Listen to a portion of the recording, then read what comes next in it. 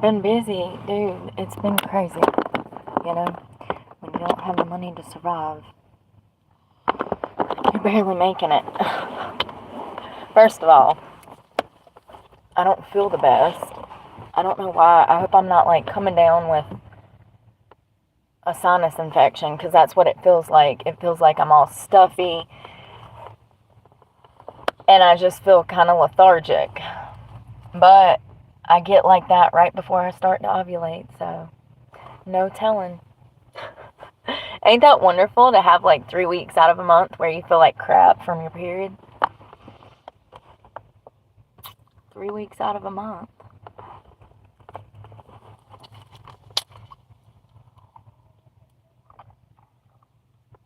I'm debating if I want caffeine, and I don't know where my damn aminos went. I need to eat.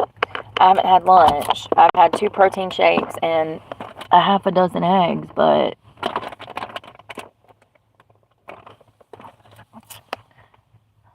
I would have to get out. I'm not doing all that. I wish I knew where them damn aminos went.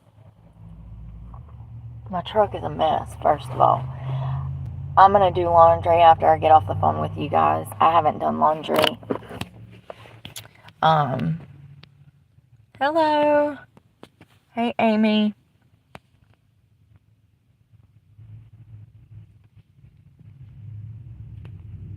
Juwan, Fresh. Hello, Ken. Oh, my skin. I didn't put any makeup on, so I'm on mascara. But I didn't do nothing because I just don't feel like it. I feel like I'm getting a sinus infection. I hope not.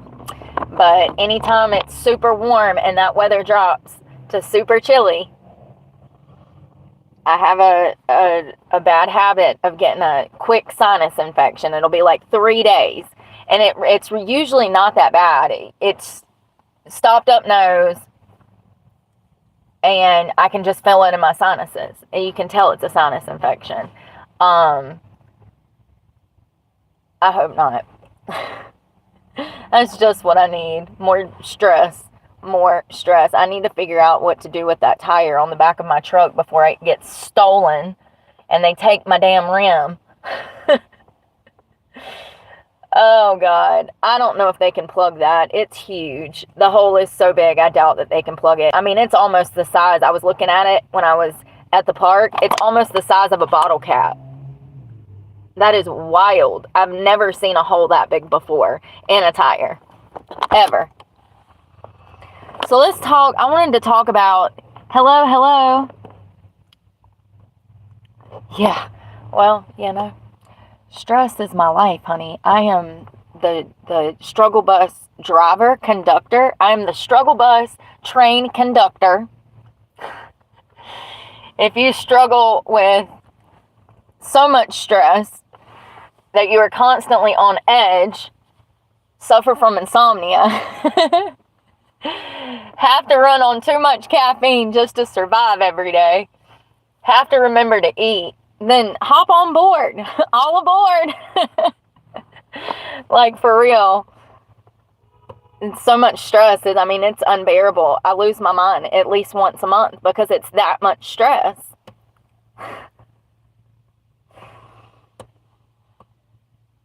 It is that much stress.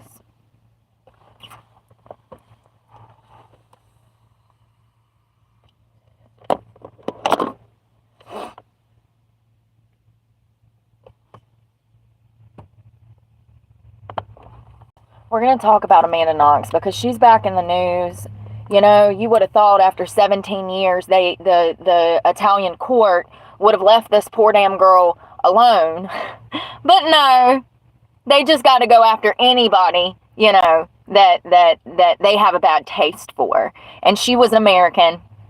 We're going to talk about what exactly she did and didn't do and what happened. And then we're going to talk about why she's back in the news. She's actually an activist now, which I was surprised to find out. I thought that I'd seen a documentary on Netflix. There's one on Netflix. I don't know if it's still on there. But Amanda Knox was 20 when she moved to Italy to become a student. She was studying abroad. She lived in this beautiful brick slash clay house. And if I'm not mistaken, it was 2 or 3 stories. There was 4 people living in the house. It was Amanda, a girl named Meredith, who would later be found stabbed to death 67 times, I do believe, somewhere. I mean, it was brutal, you guys. Her throat was cut. She was assaulted and then covered with a blanket. It was pretty violent. So Amanda was 20. She was raised in a middle-class family. Her mother was from another country. Let me see.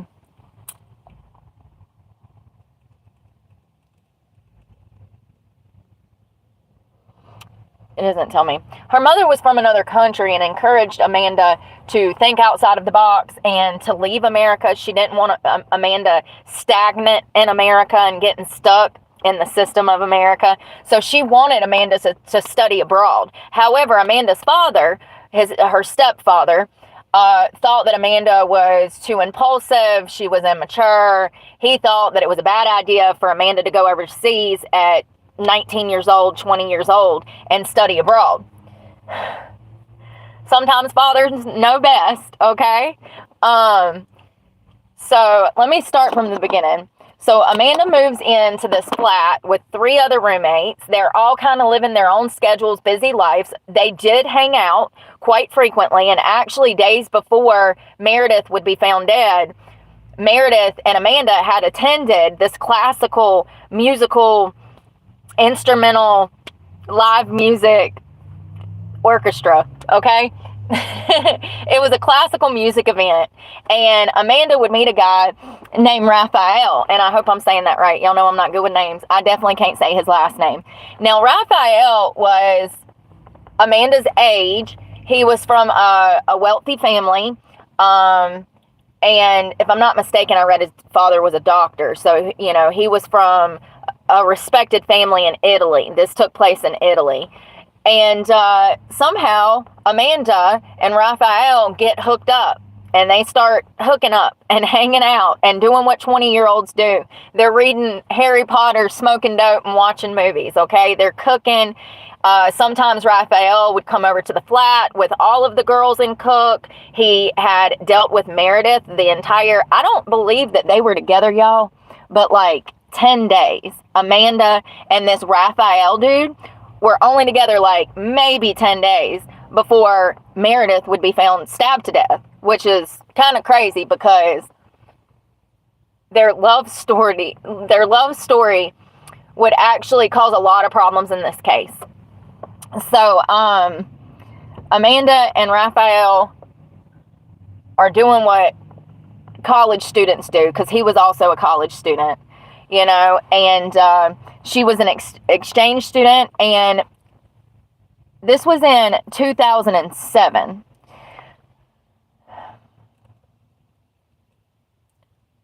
Amanda was only 20 years old at the age of the crime, at the time of the murder, and she called the police after returning to her and Meredith's apartment after a night spent with Raphael. Now, something that was weird, Amanda gets back to the flat. She immediately goes to the bathroom. She thought that she was alone. I mean, and she kind of was. She goes to the bathroom. There was blood stains in the bathroom. Somebody had took a massive dump in the toilet and didn't flush. And Amanda thought that was weird. She's like, my girlfriends wouldn't do that. Like, we're better than that. Like, we have some class around here. Who took that and didn't flush, and where is this blood from? I do believe that there was blood on the mat. There was blood in the sink. It wasn't like crime scene. It could have been enough blood to be a woman's menstrual blood. It could have been from a finger cut. It wasn't anything to be super alarmed about, okay? So Amanda sees the blood.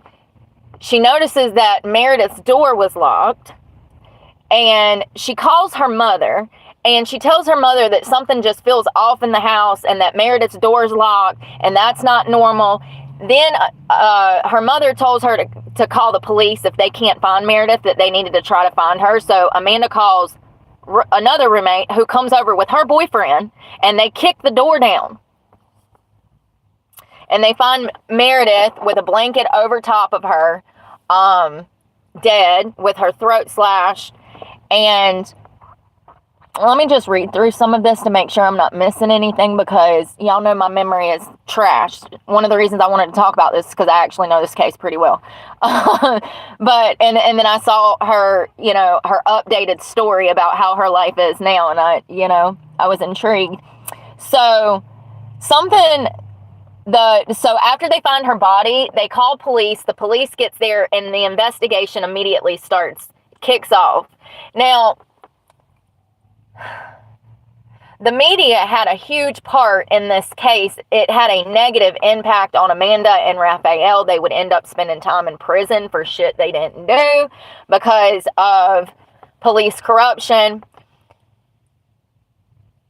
because of unethical police work, because of tunnel vision.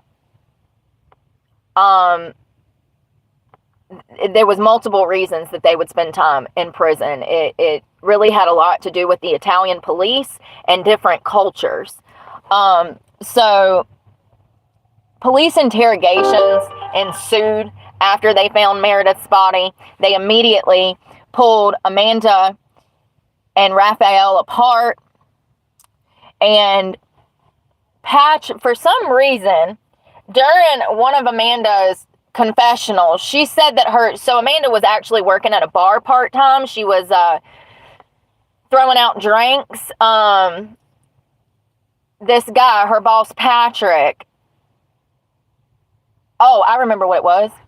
Okay, so we'll just jump into it, because they were all interrogated and arrested immediately within 10 hours of Meredith's body being found. The police immediately zone in on Raphael and Amanda, saying that it had to be some crazy sex experiment and they murdered this girl with Patrick. So what started that? This is how false confessions can lead to prison time. Amanda, so the night of Meredith's murder, her boss had texted her. She was over at Raphael's apartment. They were smoking dope and doing the dirty, and she forgot to go into work. She looked at her phone and realized it was like 8:30. She was supposed to be there at 8. When she looked at her phone, she seen that she had a message from her boss, Patrick. So she texted Patrick texted her and said, "Hey, don't worry about coming in. We actually don't need you tonight." And Amanda said, "Oh, great. I'm sorry. I'll see you later." Talking about she would see her boss the next time she had to come to work, because that's the American thing. We say, "See you later." Well, apparently in Italy, if you say "see you later," that means like literally, like you're going to see him later, like I'll see you in like 5 minutes. So because of the different culture, because of the different ways that we communicate things, they took that message to her boss to be literal. And because of that, at some point after hours, I do believe it was like 6 or 8 hours of interrogation, and we're talking about they were hitting Amanda, they were cussing at Amanda. She had no option to get an attorney. Her civil rights, well, I don't even know if they got those there, but they completely violated them. They still have policy and procedure in Italy. And in fact, she was denied access to an attorney. She did not have an interpreter. They're speaking Italian, asking her questions, and she's an American, a 20-year-old, immature, far away from home with nobody American. So they pull Patrick in for questioning, her boss, and he's saying, "Listen, we didn't kill nobody. I didn't even see Amanda. She didn't even come into work." And the police are saying, "Yeah, but she said she'd see you later." So that means you went over there to her house, because her boss had been to her house before. She partied with a certain group of people that were all in the immediate area within a 10-minute walking distance from the flat that all of the girls lived in. So the police are taking this literally. In my opinion, I think that these police were idiots. The crime itself screams SA. The crime, psychologically speaking, screams grown-ass man that was obsessed with some college student that broke in and murdered her. The crime scene itself, the pictures, the evidence that they had at the time, They should have never honed in on Raphael and Amanda. Psychologically speaking, it does not even make sense. These kids are over here fantasizing about Harry Potter sex, literally. Okay, they're reading each other Harry Potter. Listen, if that doesn't scream immature, then I don't know what does. This was, the cops in Italy made this out to be Amanda, her boyfriend, and her boss all assaulted and killed Meredith in some crazy sex experiment, some wild night, okay? It's absolutely preposterous from a psychological standpoint. It doesn't even make sense. Show me two, pretty smart college students and some random man from it. It doesn't even make sense from a psychological standpoint. There was a man named Rudy, Guede. He just got out of prison. That's scary. There was a man named Rudy that actually was friend of a basketball friend of the girls. Meredith and Amanda had smoked pot with these people. Like I said, it was a very close friend group. And there was this guy that was kind of just scraggled around, he was just a scraggler. Like, he was just always there. This guy, Rudy, was heavily obsessed with Meredith when he would come into play, when they would finally start focusing on him. We'll talk about that in a minute. When they would finally start focusing on him, it was revealed that he was not just obsessed with Meredith. They found writings, journals, where he had journaled about wanting to sleep with her, about fantasizing about being beside her. He was absolutely infatuated with her to a point that was past the point of obsessive. He needed a mental health specialist, honey, because it was unnatural. And he was also a known burglar with a previous criminal history. It's crazy that they honed in on Amanda. I do believe that a lot of her behavior when she was going through her interrogation, she was doing cartwheels in the waiting room. She was doing yoga and talking to herself and singing, and she was really immature. But once again, this is a 20-year-old American. So, I feel like we raise them different in the West, her words did not help the situation. Also, not having an interpreter. She doesn't understand half of what they're saying. They're smacking her in the back of the head. They're, berating her. They're calling her a dumb American. After a while, they were all arrested. All of them. So, let's see here. So, during the police interrogations that followed, the conduct of which is a matter of dispute, Knox allegedly implicated herself and her employer, Patrick Lumba, in the murder. Initially, Knox and Raphael and Patrick were all arrested for Meredith's murder, but Patrick was soon released because he had a strong alibi. The bar owner, they saw him at the bar. Hold on one second. There was homeless people and other people the night of the murder. I want to just mention this. It's kind of off topic. There was homeless people that came forward in Italy, and other people that saw Raphael and Amanda making out in one of the court squares when this murder supposedly happened. There was eyewitnesses that saw Raphael and Amanda kissing all over each other and, in the court square. So there's eyewitnesses to the fact that Amanda and Raphael were not even at the scene of the crime when Meredith was murdered. First of all, I read that and I'm like, let me not forget. So Patrick had an alibi, so he was released. A known burglar, Rudy, was soon arrested after his bloody fingerprints were found on Meredith's possessions. Not only was his bloody fingerprints found, baby, his DNA was also found at a later time. At this point, the Italian police should have let Raphael and Amanda go and apologized. They did not.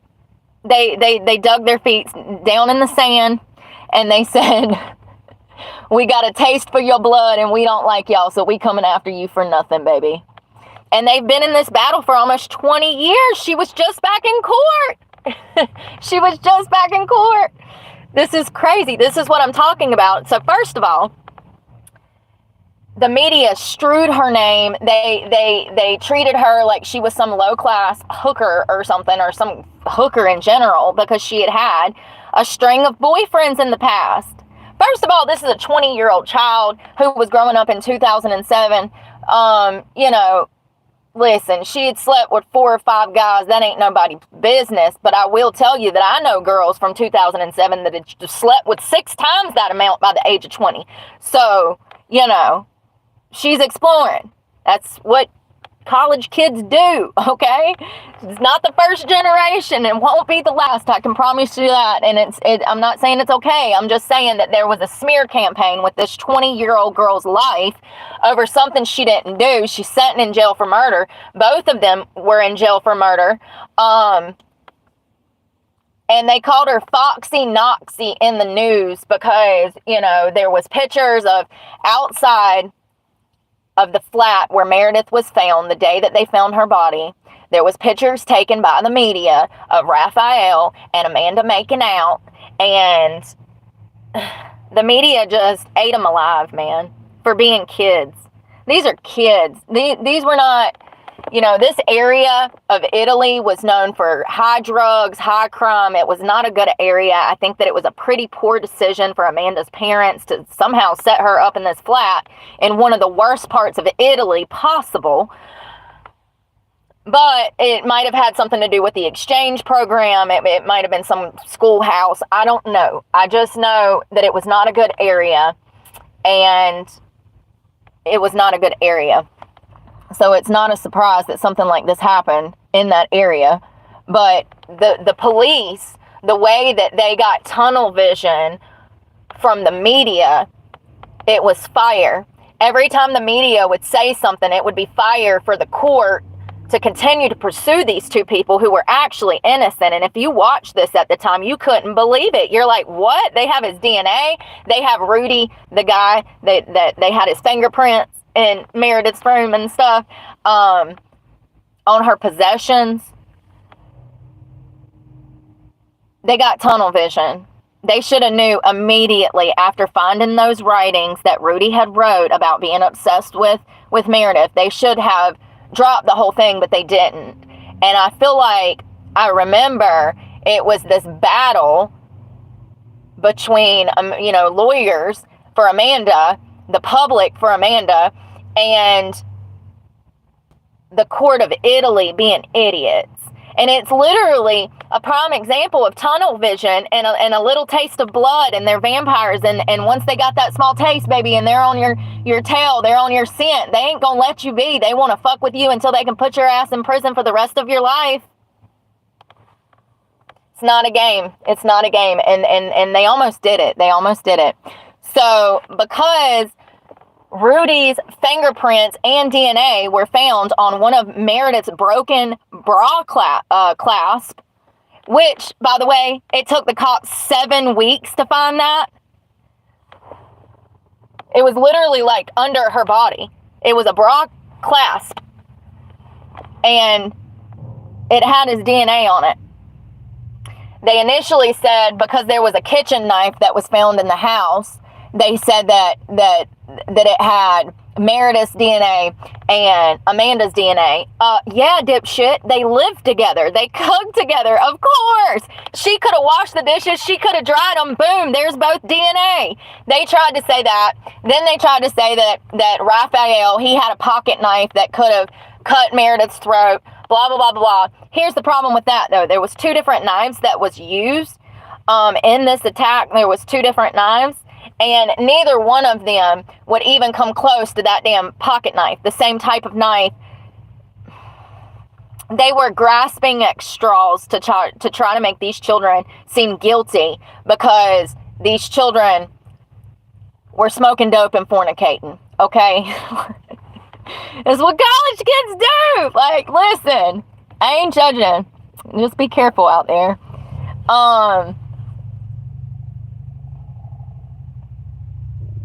So the media portrayed Knox and Raphael in horrible lights, like so negative lights. They were ate up by the media. I mean, that poor child's character, she's got to be one of the strongest people, because I'm telling you right now, her character was destroyed from the age of 20 until like 30, okay? She was drugged through the mud. Her family was judged. You know, her mother and father kept having to bounce from America back overseas to help her. You know, she's in an Italian jail. It's not the same, okay? They can't just show up on Tuesday and have a visit. It was crazy. So Knox and Raphael would end up going to court, and they would both get convicted and sentenced to 26 and 25 years in prison. It looks like Knox got 26 and Raphael got 25. Of course, this 26-year prison sentence caused international controversy because American forensic experts thought evidence at the crime scene was incompatible with her involvement. This prolonged legal process included a successful prosecution appeal against her acquittal, and a second-level trial continued after Knox was freed in 2011.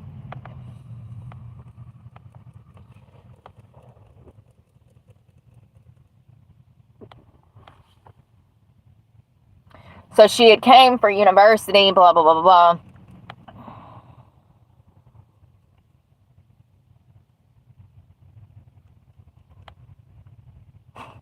It says that when she was in Italy, she preferred to hang out with Italians.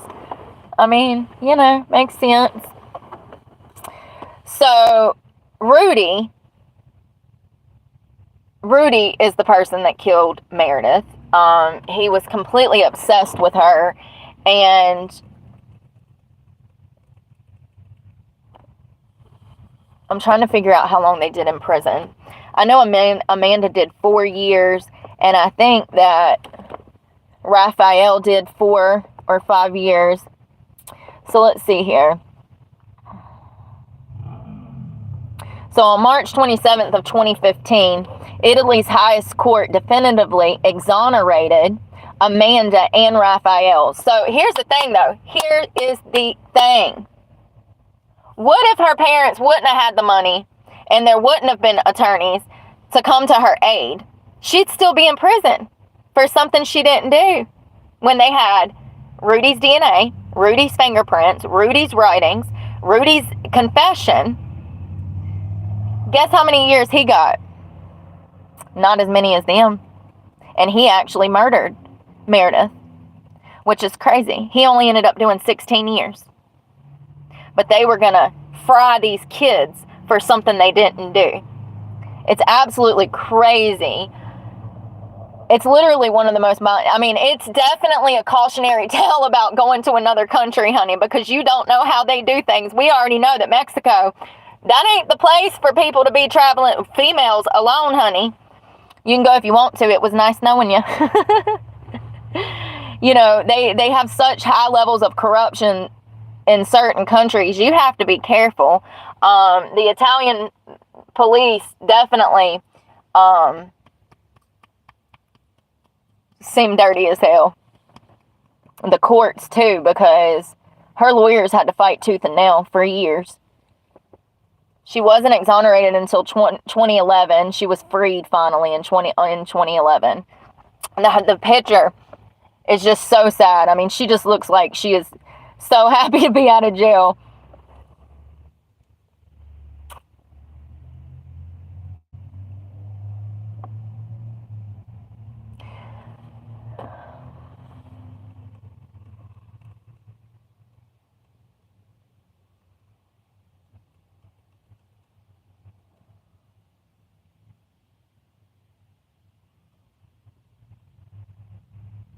Trying to find the trial. And these court records are actually interesting. If you just Google Amanda Knox court files, it pops up everything that's from Italy. That was so cool. I wish everything was that easy. I really do. So in 2009, 2 years after the death of Meredith, it looks like Amanda and Raphael pled not guilty to charges of murder, SA, carrying a knife, simulating a burglary, and theft of $300, 2 credit cards, and 2 mobile phones.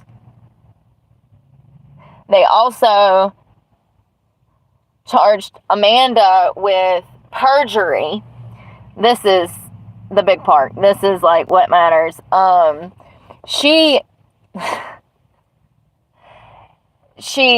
Because she implicated her boss Patrick in this murder, because she had been interrogated and not fed and didn't speak Italian clearly. Because of that, in 2024, she was charged with more charges. I guess Italy, it's kind of lost their minds like America. I mean, if you're trying to prosecute a young mother at this point, for y'all literally borderline torturing her into a confession, I mean, it's crazy. If she was not getting assaulted and cussed out in interrogation, I highly doubt she would have admitted to something that she did not do, such as R-word and murder. I mean, it's preposterous, but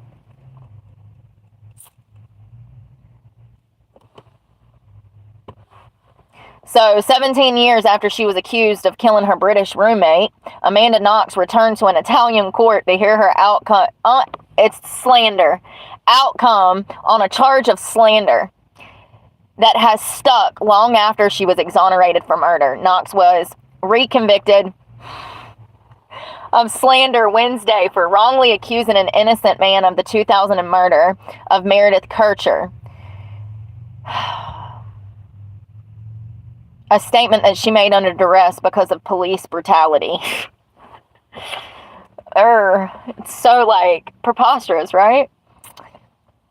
She had hoped to remove this last legal stain against her as she appeared in an Italian court for the first time since she was freed in 2011 after spending 4 years in prison for Meredith's killing, despite a murder conviction against a man who's... I love the AP sometimes. Despite a murder conviction against a man whose DNA and footprints were found at the scene, and also his fingerprints, if I'm not mistaken, and in a 2015 high court verdict definitively clearing Amanda and her boyfriend, Raphael,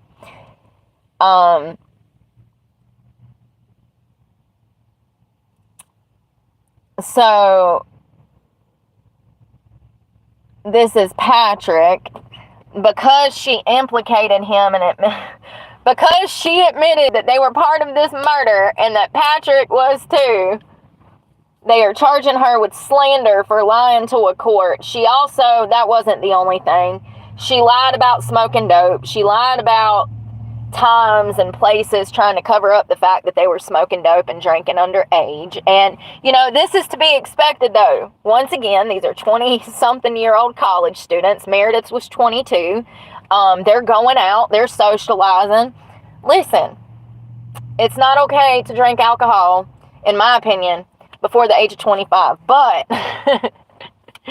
I understand how these things work, and Amanda actually lied about a lot, which is not a problem. I think that it's very understandable why she lied. I mean, you got some officers screaming in your face, you ain't had no meal in damn 6, 7, 8 hours. They've had you locked in a room, you're bored out of your mind, you're probably cold because they keep it in there cold intentionally, so you're miserable. You're exhausted, and your flatmate just got murdered. You've been separated from the new love of your life, and you don't even know if you can call home. And you're 20. It's no surprise she lied. I would have been lying too. I'm 30-something, and I would still be lying. Why are y'all in my face? So, she actually had to fly to the Italian court and handle this. They found her, well,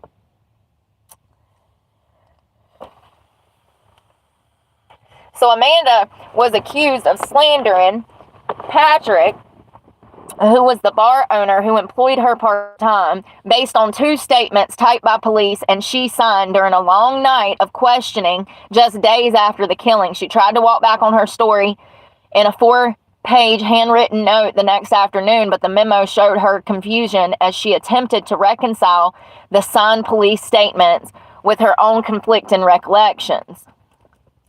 Listen, this is a child. During her first trial, Amanda said that the police pressure led her to initially accuse an innocent man. I believe that 100%. I believe that.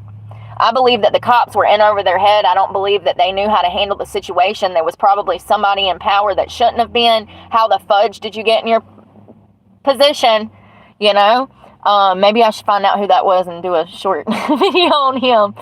The slander conviction and 3-year sentence remained until the European Court of Human Rights ruled that Amanda's rights had been violated during the questioning without a lawyer or qualified translator. Not only that, like I said, I do believe some officer kept popping her in the back of the head. Now, it's been a long time since I'd seen the documentary, but I could have swore, did anybody see that?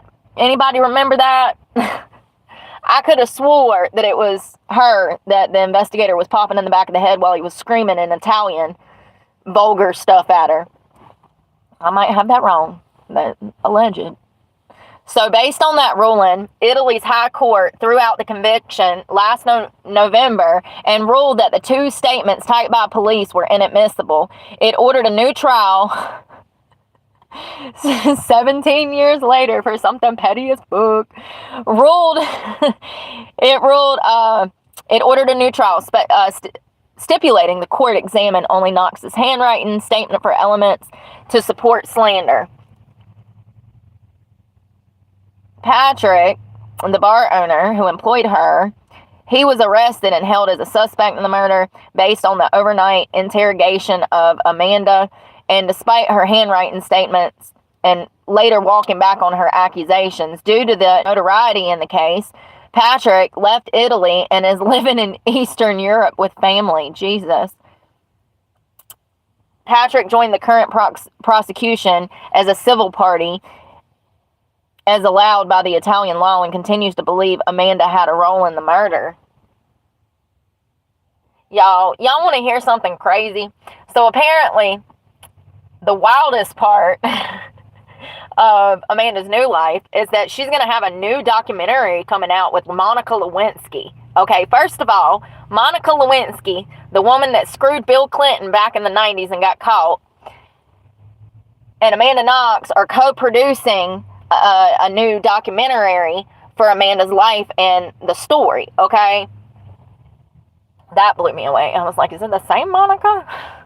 It appears to be. They had to go to Italy for Amanda's court case to handle this. And while they were there, they were doing filming for this new documentary. Apparently, the Italians got pissed in this town. They did not want camera crews there recording, telling the story. They wanted to die. They had signs, you guys. This was very telling to me. They had signs that said, "Respect Meredith" in Italian.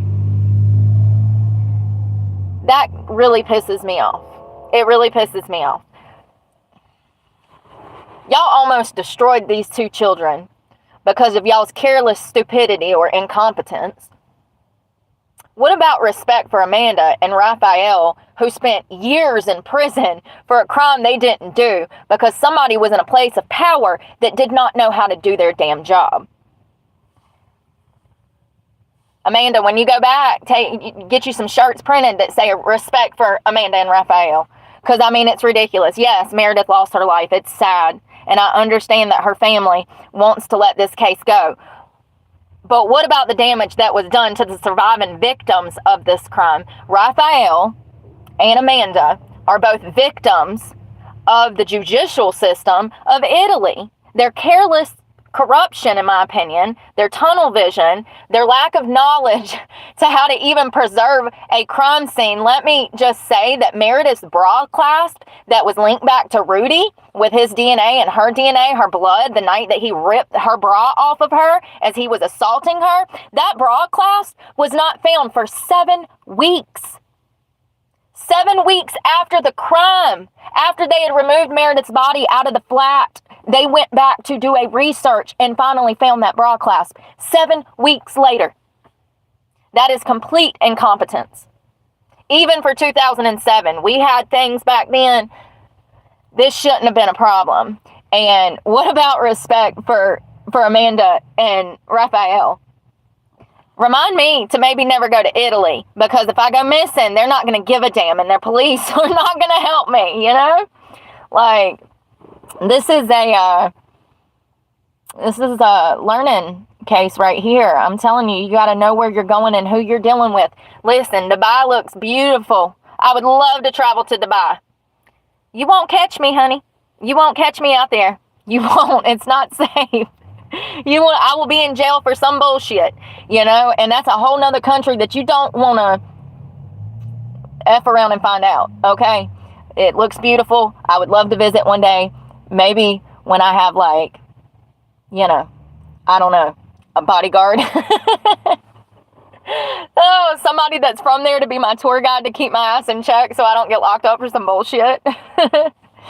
So Rudy was actually fast-tracked. His trial for Meredith's murder was fast-tracked, and he was sentenced to a 16-year term. So these two kids that were innocent, Meredith and her boyfriend, these two little lovebirds that love Harry Potter, she was in love with him because she said he reminded her of Harry Potter, y'all. It's adorable. I get it, I guess. I mean, not really, but whatever. If that's what you're into, that's what you're into. But these were children that were almost fried for 26 and 25 years. And the man that actually did it, who was a convicted criminal, burglar, he got 16 years and he's free. He's been free. Rudy is out walking in Italy somewhere. I do not believe that this will be... here's the thing, psychologically speaking, about what I know from the body and the crime scene photos. I don't think that Rudy went there with the intent of killing Meredith. I think that he made an advance at her and she turned him down and it went south real quick. The fact that he actually took the time to cover her body with a blanket says a lot psychologically about where he was at after he killed Meredith. Now, he stabbed her, it was 60 or 40 something times. That is just overkill, first of all. So once again, going back to, did she reject him and he raged out and murdered her? He did SA her. I think that was the intent. But there's something about him covering the body that tells me that there was a sense of remorse and regret after he killed her in some manner. Now, whether she rejected him, whether he went there with the intent of killing her, it doesn't seem like he went there with the intent of killing her. First of all, he did not have weapons with him. He used weapons from the house. So, you know, it wasn't like he showed up with a knife ready to do this. I truly believe that it was a rejection, but that's just my opinion. And I do believe that once he realized what he done, that is why he covered Meredith's body. He locked the door. He went and took a massive shit because he was on edge. His adrenaline was running. And at that point, he's like, oh my God, what have I done now? This was a heavily drugged area. This area was known for drug addicts, for criminals. This was not a good part of Italy. It was very unsavory. And were there drugs involved? Quite potentially, in my opinion, probably some kind of upper cocaine or either methamphetamines. That, once again, is just alleged. I just know how these things work. And more often than not, when you have these sexual assault cases that are violent like this, there's absolutely drugs involved. And it's sad. I mean, it's crazy to me that they were going to fry these two, Amanda and Raphael, for something they didn't do. But this man, they only give 16 years when he was the one, his DNA was matched, his footprints, fingerprints, they had it all. But that goes to show you that they really wanted to eliminate Raphael and Amanda. That shows you their intent. Like, they wanted to crucify these kids, and they attempted to. And if it was not for the fact that Raphael's father was an attorney, a doctor, I do believe, and he came for money, he might not have been able to pay for that defense, baby, to get his ass out of jail, and he'd still be there. Amanda, too, you know, her parents were taking out more. They were a simple middle-class family. They were taking out mortgages. Her parents worked with the Innocence Project. They were just out here fighting for anything to help her, contacting everybody. You know, her parents were her biggest supporters through all of this. And if it were not for the fact that they did not have their parents and financial resources, they would still be in prison. You can best believe that. They absolutely would. Because these cops, the media, the cops and the media, in my opinion, were working together to make it a bigger situation. Like, I mean, absolutely, Meredith's death was horrible. It's gruesome. It's the worst of the worst. But the cops and the media working together, it escalated things in a negative way, and it was fuel for bullshit. It was like, it was the fuel to the fire for bullshit. Like, half of everything that was being printed in the papers at the time was misinformation. It was misleading. Like I said, they tried to make Amanda to be out this freaking whore, and she wasn't. She's a young college kid. Most of the relationships she's had was with long-term partners. You know, why do they do that to women, first of all? And they don't do that to men. Why do they never pull out the laundry list of men's partners, but they have to point it out for women? You know, God does not care. God said fornicating outside of marriage is bad regardless. It doesn't matter if you're man or woman, you know, so let's just be clear. If it, you know, it's wrong either way. It doesn't matter woman or man. But it's just interesting to me how these young girls become, I mean, the media slaughters them. The media slaughters them. And they did that to Amanda, and she's talked about how psychologically this had an impact on her. And I will say that I think that she got lucky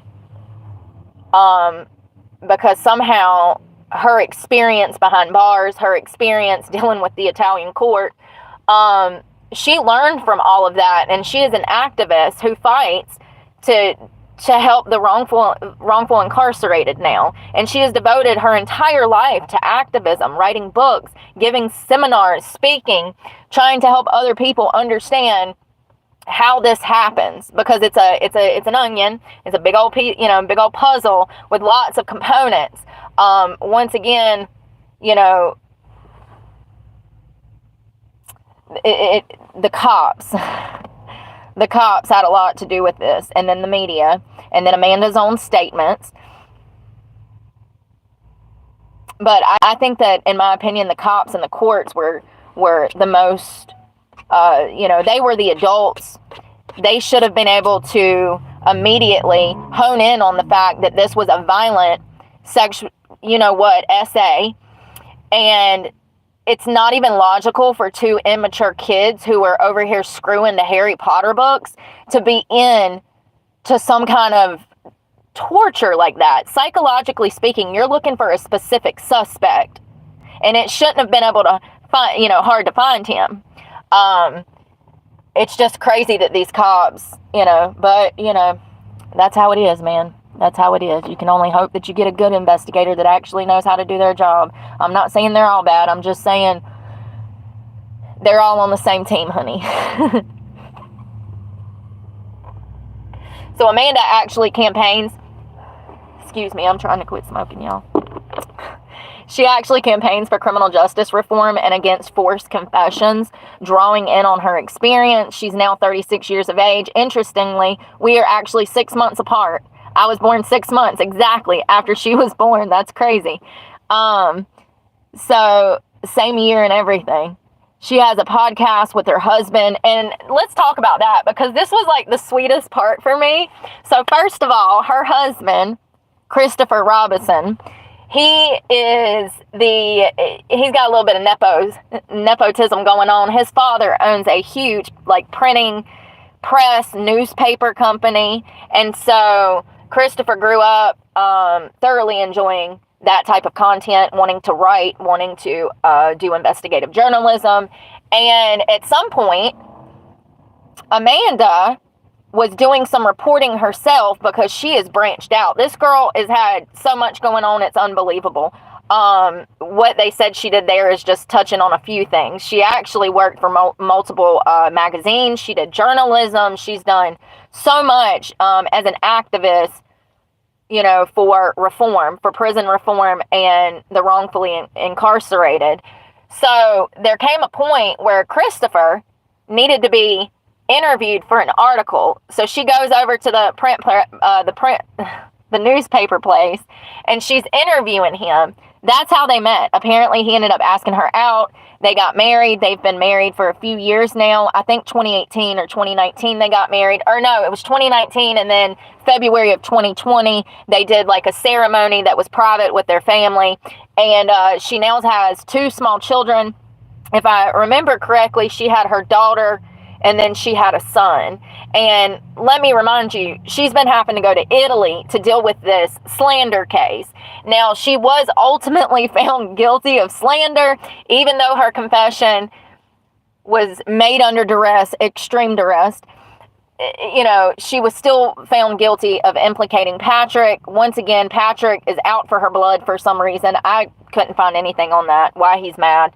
I mean, obviously, he's probably pissed because she implicated him in a murder. Brooke! Like, dude, this was a 20-year-old child. You were a 40-something-year-old man at the time. You should have knew that this was a child. Bless her heart. Like, how you gonna hold a grudge for 17 years? Sir, you need to get right with God. Let that girl be. Like, damn, she was getting beat upside the head, literally, from what I remember. So, you know, she was found guilty. However, from what I'm reading, she won't serve any time due to the fact that they wrongfully incarcerated her for 4 years for a murder she didn't commit.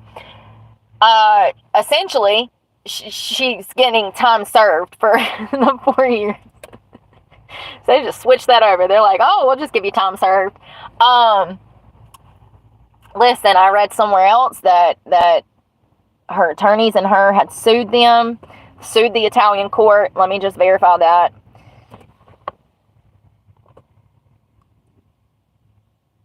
Oh, it's telling me I ain't got no internet. Do I got internet there? Why you want me to sign in? We was all good. Everything was Gucci. And then you just take off on vacation, girlfriend. Go off with your bad self.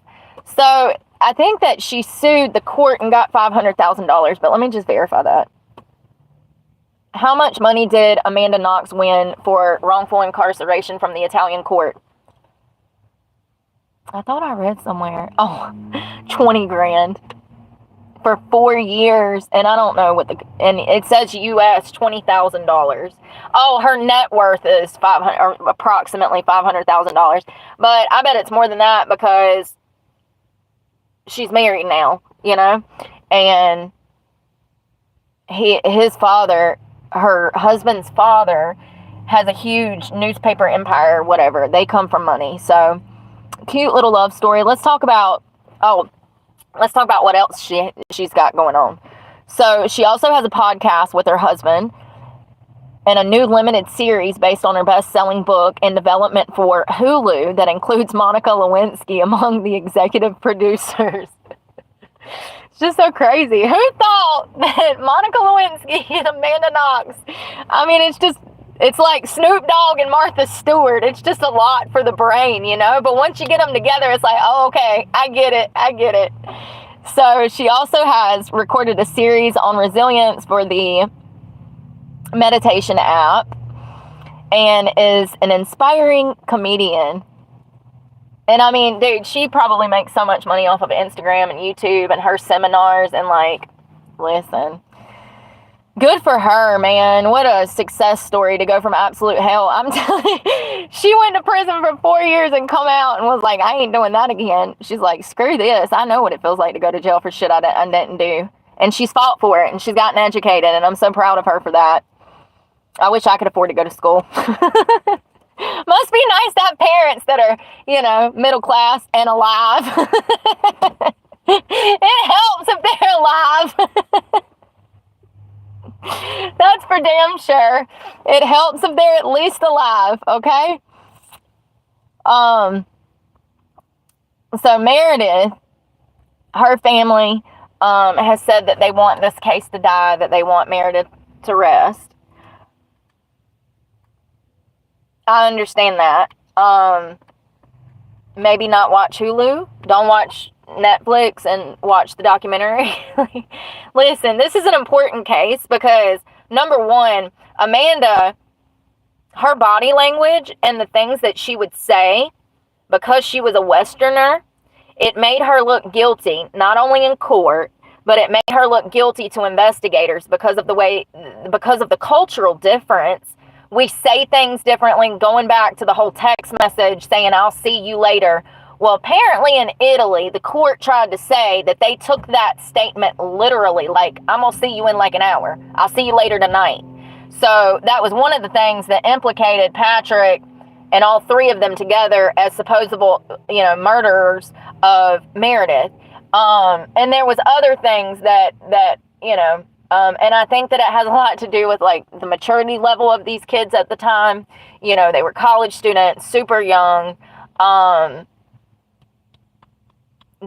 Amanda made all kinds of statements. They used her journals, her personal writings against her, because once they arrested them, they then had the right to search and seize their property, you know, and that's why her love life got thrown into the media, which is absolutely got to be one of the most embarrassing things for a 20-year-old student. It's just wrong. The corruption in this case is, it's important to remember this case because this actually happens every day in America. But you know, what do I know? It's just only happened to me twice. So what do I know? It's very interesting, and I'm glad that they're going to make a documentary. I'm definitely going to watch it because it seems like they're going to tell some stuff and go into more in-depth detail about what she went through. And, you know, Amanda is still out here fighting for innocent people, and I think that it's lovely. I think it's a great case. Now, I went to go try to find some stuff on Raphael. He seems kind of bitter. I think that he was, like, obsessed with her and loved her, and, you know, after Amanda got out of jail, she broke up with Raphael, and he wrote a whole book, y'all, a whole book, and it was called something bitter. What was that book? It was like, AKA My Week with Amanda Knox, essentially. I can't remember what the front headline wrote, like the book read, but it essentially said, my random hookup with Amanda Knox that led me to jail. Let me see if I can find it.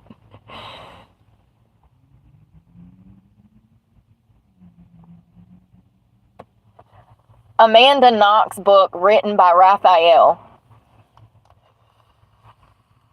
That's not even how you say his name. So back in 2012, it looks like it's called My Journey. It's called My Journey to Hell and Back with Amanda Knox. I'm sorry, it's just so funny. It's called I'm sorry. It's called My Journey to Hell and Back with Amanda Knox. Poor kid, he was just looking for some love, looking for love in all the wrong places. Poor guy. Oh God, he thought he was having the time of his life. She's cooking for him, they're hooking up, they're reading Harry Potter, they're smoking dope. 7 days later, he's in prison for 4 years. Can you blame the guy for being bitter? Because, listen, I read interviews, I read statements. He's not happy. I think he misses her. Seriously. Like, I think this broke his heart. Seriously. Look, this is Amanda and Raphael. So funny. So funny. I'm sorry. I can't. I just... yeah, at one point she was found innocent by a higher court, but that was after 2 convictions. It's been a battle for the poor girl. It was from 2007 to 11, and then there was more court after that. Now, I was skimming through Wikipedia, so don't take me word for word, because I'm not perfect, and my memory is like, I got the memory of a... No, is the elephant one? Is the elephant one that has a memory or doesn't have a memory? Or is it the goldfish? Vice versa. I can't remember. It's either the goldfish that has a great memory, or it's the elephant. And then the other one doesn't. But, you know. So...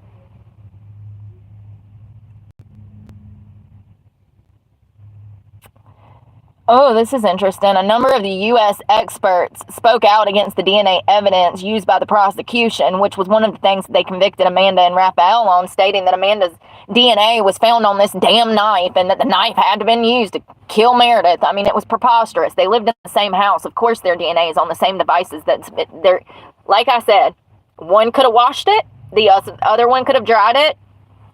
Boom, DNA. Elephant. Oh, so the goldfish don't remember shit, I guess.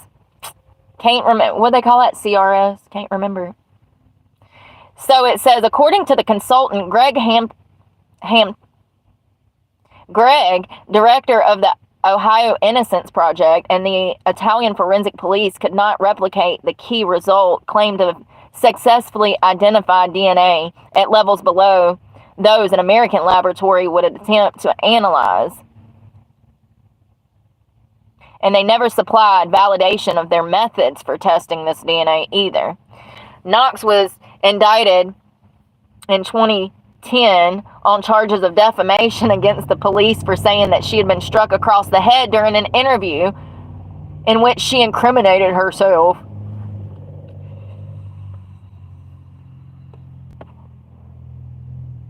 In May of 2011, the Innocence Project says that forensic results from the crime scene pointed to Rudy as the sole killer of this crime. Them cops, man, the damn cops got to taste the blood, and they thought they was on the right scent, and they just wouldn't let it go. Wouldn't let it go. And that's how they are.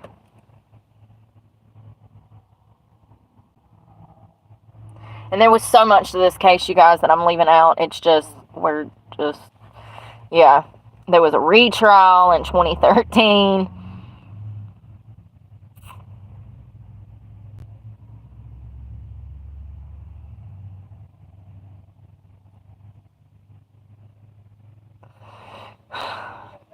I mean, essentially everything I've read would never have led to these kids.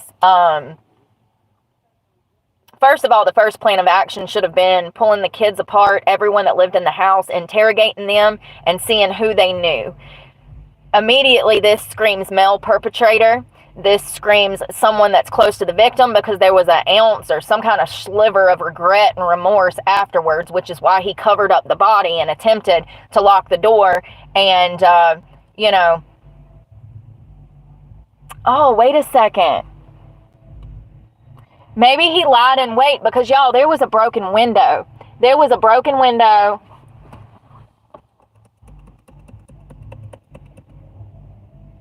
There was a broken window that they tried to say that Amanda and Raphael staged and broke. And that was an additional charge that they stacked on top of their charges of attempted murder or murder. I forgot about the window. So maybe Rudy broke in and was lying in wait for Meredith. I don't understand how you could do something that violent and then just cover the body like that. Like, I mean, it's definitely telling. Um, you typically see bodies covered like that with like parents, grandparents. But I mean, you see it in SA victims too, but it's just crazy. So,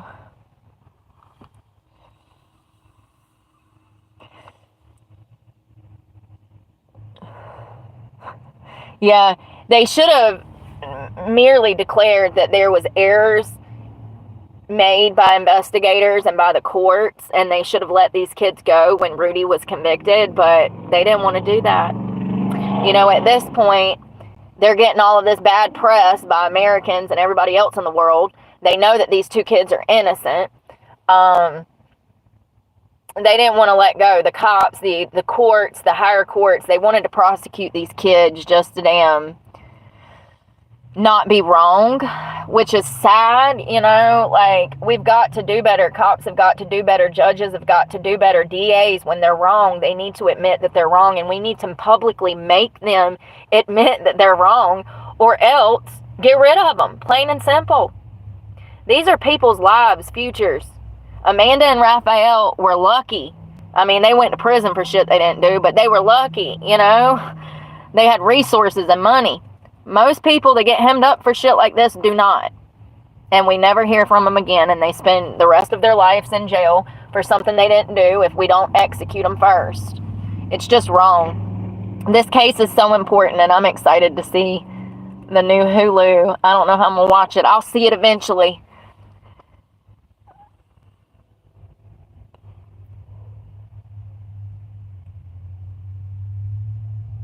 So it says after she was freed in 2011, Amanda immediately came back to America. I bet she did. I bet she was kissing that damn green grass. You know what I mean? She was damn thankful as hell on the plane. I saw the photo of her the day that she got out of court. She was sitting next to her mother, and the court said that she was free. And y'all, the look on her face looks like she had been through 4 years of absolute agony and torture and suspension and stress. I mean, just, it was a heartbreaking picture. I wish I would have took a screenshot, because it was her life on the line and her future. So she comes back to America in 2011, and she completed her degree, worked on a book about her case, and even when she come back to America, you guys, at this point, she's an international celebrity. There's paparazzi following her around. It was really hard for her to adjust back to America life, because the paparazzi were stalking her. And at this point, this is like a 24, 25-year-old girl, still a child, in my opinion, you know, still trying to figure out life, and she's being stalked. Her family incurred large debts from years of supporting her in Italy and were left insolvent. The proceedings from waiting to be heard, a memoir, having gone to pay legal fees to her Italian lawyers. So it looks like she wrote a book, and the proceeds went to pay for her Italian lawyers, because her parents are broke from trying to help her. So she has been a reviewer and journalist for the West Seattle Herald, later to the West Side Seattle, and attended events of the Innocence Project and related organizations. So it sounds like she's pretty busy. So in 2017, in an interview, she said that she was devoting herself to writing and activism for the wrongfully accused. She hosted the Scarlet Letter Reports on Facebook Watch, a series which examined the gendered nature of public shaming. Yes, girl. Yes, they absolutely did. They completely smeared her. It's a miracle that the poor girl didn't off herself while she was waiting on trial, the way that they tried to destroy her. And in my opinion, it was jealousy. I mean, I know it sounds crazy to be jealous of a damn 20-year-old smart-ass college student that's in jail for murder that she may or may not did. But I can assure you that there's a lot of damn not right people in the world, honey, that wanted her to suffer over lies. Over lies. It's crazy. So, she's also host a podcast, The Truth About Crime. She has been a featured speaker at fundraising events for nonprofits, including the Innocence Project. In June of 2019, she returned to Italy as a keynote speaker at a conference on criminal justice, where she was part of a panel titled Trial by Media. On February 20th of 2020, she married Christopher Robinson, who is connected to the Robinson newspapers. They first met when she returned to Seattle in 2011. They announced their engagement in 2019, and in October of 21 interview, she announced the birth of their first child, a daughter, and then a son. I had it backwards. And then she had her son in September of 23, and then by June of 24, she was back in court in Italy for the slander case that they found her guilty of. Now, she was ultimately acquitted, her and Raphael, but Raphael wrote a book, To Hell and Back with Amanda Knox.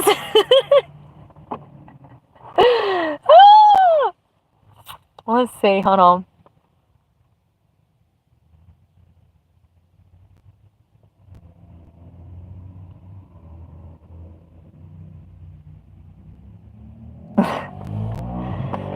So, until now, Raphael had been relatively unknown, presented in the tabloids as weedy foil to the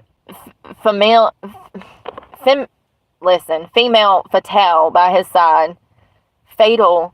It's like, like fatal bitch. I don't know how to say it. Anyways,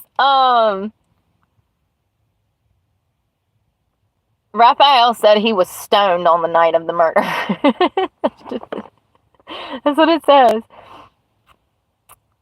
Okay, so the book is called In Honor Bound, My Journey to Hell and Back with Amanda Knox. He makes a slew of claims, saying that it was sloppy police work leading up to his conviction.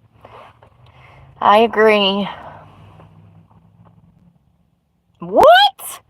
While being held in custody in Italy, the police stripped him naked, threatened him, and slapped him. Y'all. During the first overnight interrogation, Raphael was subject to what he calls less than scrumptious set of time-honored pressure techniques. Time-honored pressure techniques. That's like where they're interrogating them for long periods of time without food, without water, without their basic needs being met. What did I tell you guys that I went through in custody? I didn't. So it's time-honored pressure techniques. Hold on one second. I need to bookmark that.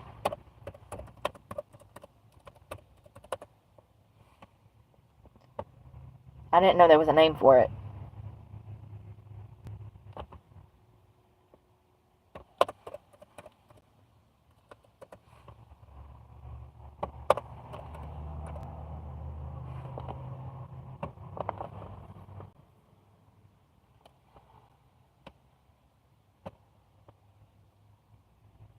Yes.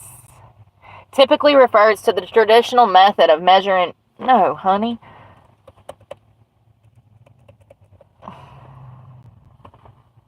And...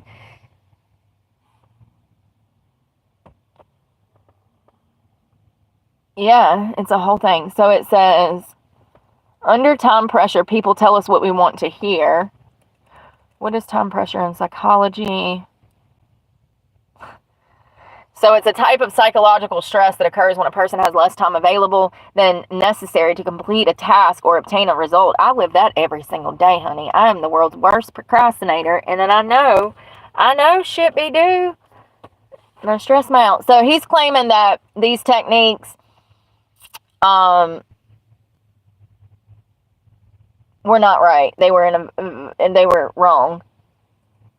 So he believes that the police asked him to repeat his story multiple times in order to catch me out in whatever inconsistencies they could find.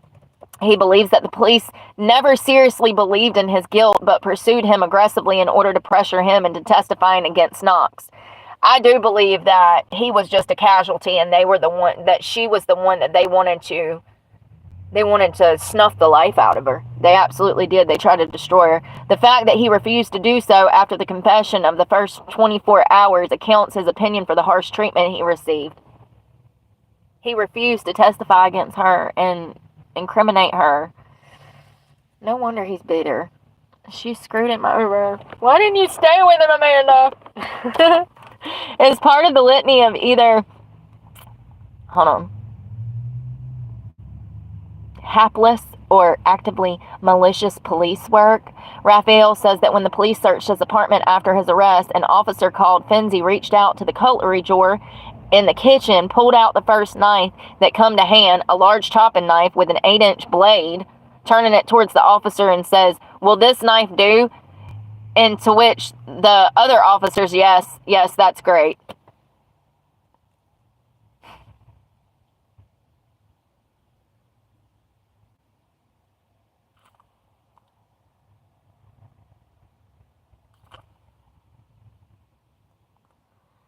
Are y'all smoking pot or something else? This don't even make sense. I think they were smoking dope and drinking or something else, because he claims that the pot made him foggy. He says, quote, "I knew I had nothing to do with Meredith's murder, but I was furious with myself for having such a foggy memory, and I knew it was in part of the joint that I'd smoked on the afternoon of February 1st. First of all, you little shit, if you smoked a joint on February 1st, the afternoon, you wouldn't still be high at night, okay? It don't work like that, honey. You ain't gonna stay high for 10 hours or 6 hours or 4 hours off of a damn joint."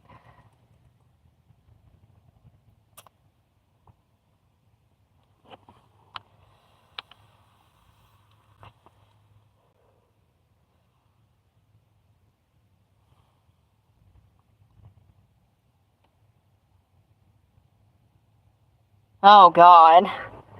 Y'all, this is so embarrassing. So apparently, Amanda's behavior after her arrest, which convicted her in the minds of many casual consumers of the story, made Raphael uneasy, and he wishes that he had put his foot down in the police station when she curled up on me like a koala bear, grabbing the back of my neck with both arms and resting her body in my lap. To which a passing officer remarked, "Behave yourselves."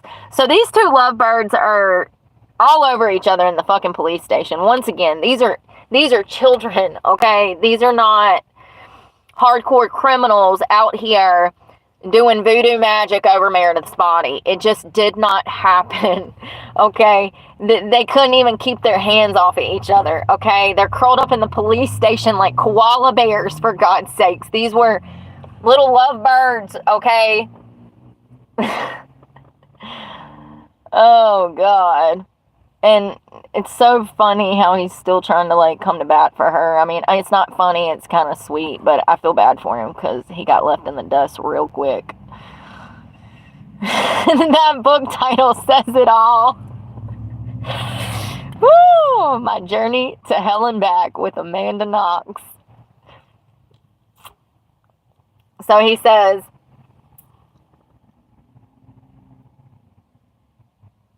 less helpful, Raphael says that his family, his lawyers, urged him to abandon Amanda and change his testimony in order to buy police favor and say himself, something he absolutely refused to do.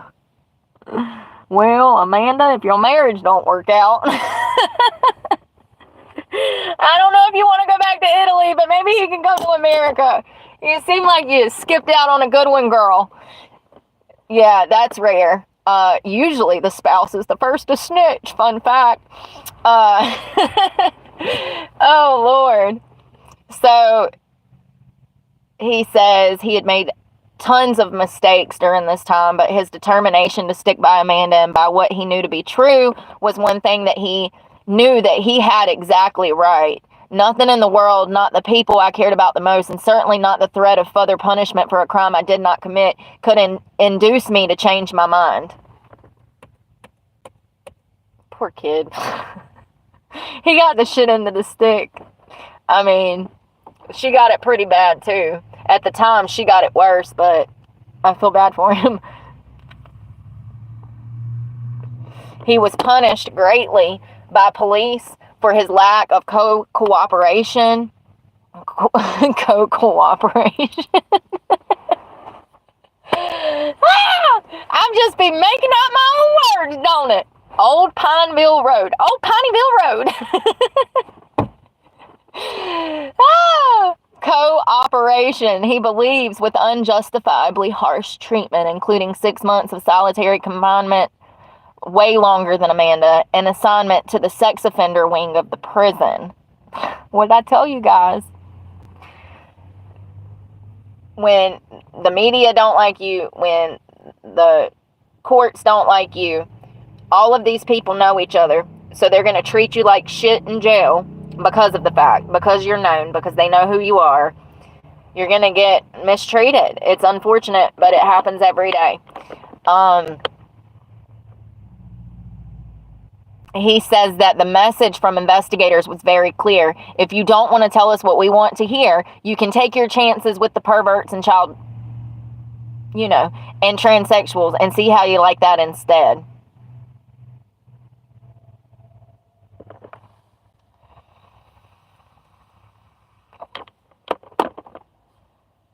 They had been dating for 1 week. 1 week! 7 days! They'd been together for 7 days. They met at a concert. Meredith and Amanda went to a concert, met him, and these little lovebirds were bouncing from house to house together, hanging out, and, doing what kids do. Teenagers, young people, freaking college kids. 20, though, to study abroad. I just feel like that's something you do after you, do your associates. Like, you need to get a feel for college before you start sending your kids abroad, in my opinion. I think that it's more responsible to maybe make them do a year of undergrad somewhere else or something. Listen, you know what I mean? Before we just send them off to another country where they're not emotionally equipped to handle shit like this. Like, the stepfather of Amanda made it perfectly clear that he did not want her traveling abroad. How things could have been different if they would have listened to Dad, right? They'd be a lot more richer, I know that much. They've spent everything fighting for Amanda. I feel bad for Raphael, if I'm even saying that. Y'all know what it is. But I feel really bad for him because he seemed to really love Amanda. And after this, Amanda ditched him like dust in the wind, So you can't be mad at the man for writing a tell-all book after this poor girl broke his heart and got him locked up for murder because of her irrational statements, and once again, she was under extreme duress and pressure from investigators. They got tunnel vision, and this is a prime example of corruption and investigators being incompetent. Completely incompetent. How scary. Imagine going to study abroad and ending up in prison for 26 years. That's crazy. I need to eat something. I don't know what I want, and I don't know if I just want to whip it up right here, but I might, because my girl is hungry. I don't know what I even have.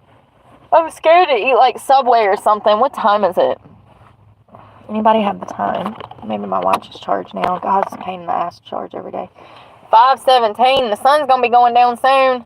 I might just I need to just... Where's my cup?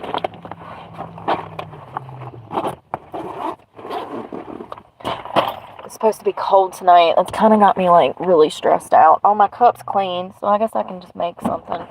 I'm so lazy. And listen, I'm not getting out the truck, so I'm going to have to open this box of damn sun-dried tomato basil shit.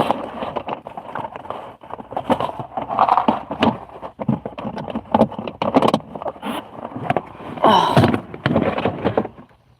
God, I'm so sore. I think I did 3 or 4 miles, 5 miles today. I don't know how many. I did my glutes. Something that I can do is hook one of my skates onto my foot and do my donkey kickbacks with my skates, y'all. Gotta be smarter than that. Screw you, gym membership. I'm gonna have to get one eventually. I'm just, financially, I can't, you know, so. What am I looking for? The weather.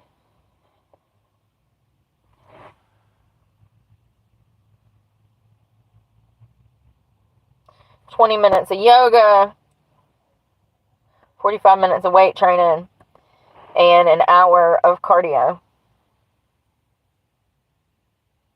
It's going to be 44 freaking degrees tonight. I'm going to have to put on everything I own to stay warm.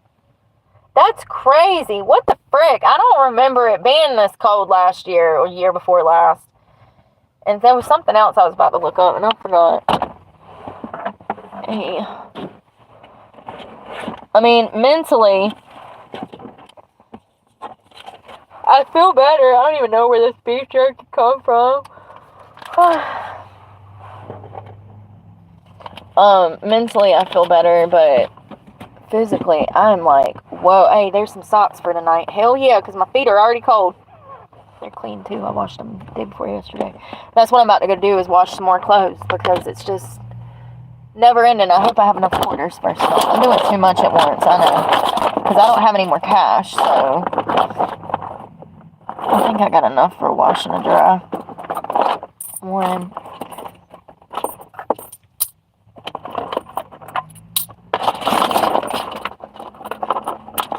2, $2.50 for the wash, and then $1.50 to dry.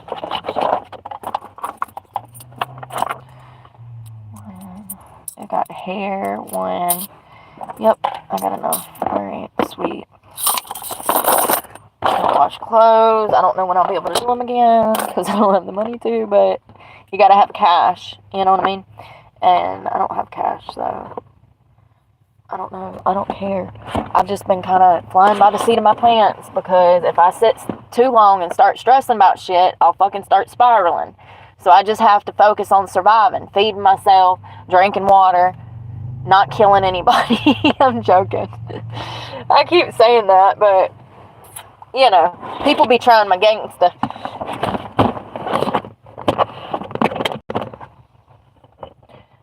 Where's all my damn tuna? I ain't got no damn tuna. You got to be joking. I thought I bought like 4 packs. There's 1. What in the fudge sickle?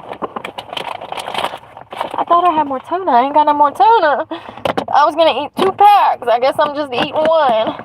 We about to raw dog it through life, okay? We about to raw dog it through life.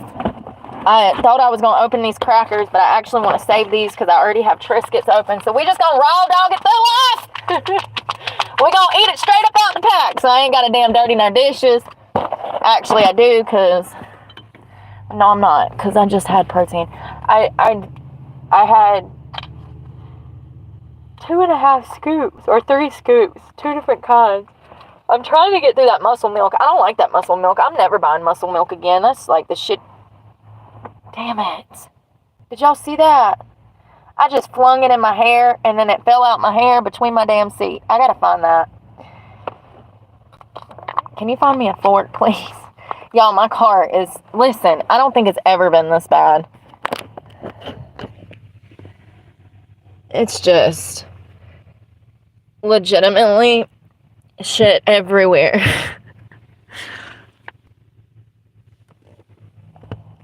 Dang it. 30 degrees. What happened to the damn 89 degree damn days in January last year? Y'all remember that? I want to bring that back. I'm kind of liking this global warming. I'm not so depressed all the time. Because it's warm outside. When it's cold, my body shuts down. Then my mind, then my spirit, and then my soul starts to slip away. I'm starting to go insane from the cold damn weather. Where the hell is a damn eating utensil? Is this for real right now? I am struggling. I usually have. I sure was. I looked at it. I was like, can I eat this with my fingers? First of all, my sauce basket. Am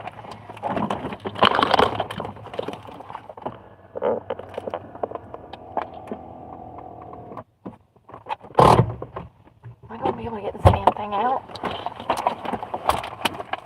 My sauce basket is getting kind of crazy. I need to eat this in the morning. There's my fork. I haven't bought anything new. It's just I have shoved more stuff down in here, so it gets kind of crazy. Oh my God.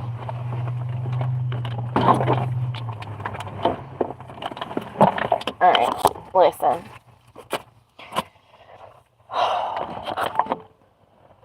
Something's wrong with my charger. Go figure. There's Apple for you. Ain't worth a damn. Alright, let's just do it. Eat it, eat it, eat it, eat it.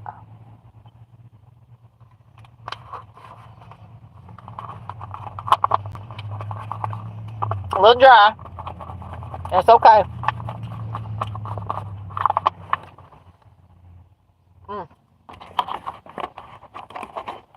I'm gonna get something for dinner. I haven't had anything since. But I've already did like 70 grams of protein in my 2 shakes. So 16 plus 36. Oh yeah, and I had those 2 yogurts, which is 40. So I'm going to get me something full of protein for dinner with some carbs.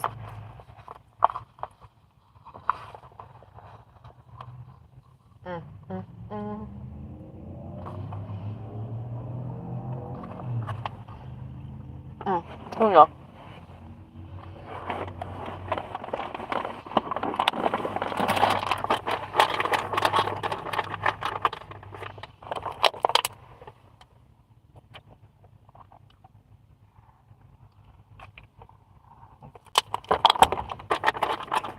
That shit's so dry. You gotta damn chew it up and then wash it down with some water.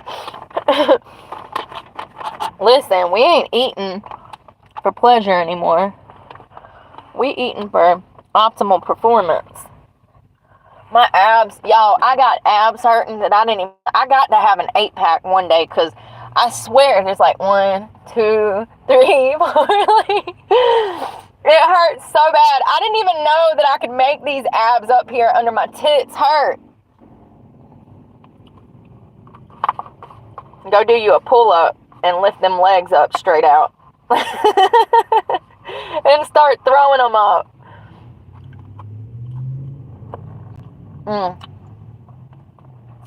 This is not the best without Duke's mayonnaise, but you know, this is a clean cut.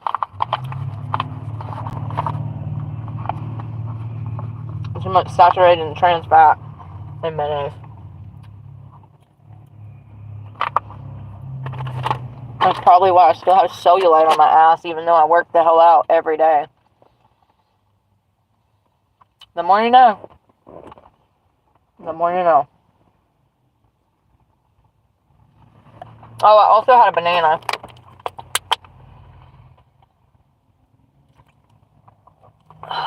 Ooh, I got that one down. I'm getting better. Damn, I'm getting to the end of the container. I'm getting better at damn getting it down.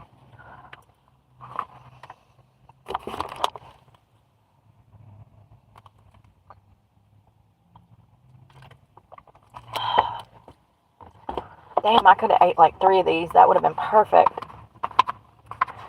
I need to actually, I was looking at it in my macros. So I ain't never did this shit before. I mean, I kind of have, but I kind of ain't been like strict like I'm learning now. What did it say? So,